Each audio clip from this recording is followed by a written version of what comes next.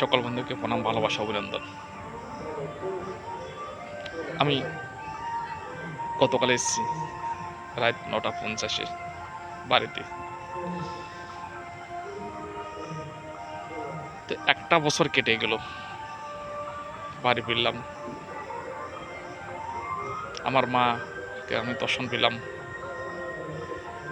আর বিশেষ করে গ্রাম অঞ্চলের বাড়ি কত সুন্দর, খুব ভালো লাগে। একদম নির্জম, চতুর্দিকে আপনার গাছপালা এবং পশু পাখি আওয়াজ, কত ভালো লাগে। দেখুন, খুব সুন্দর।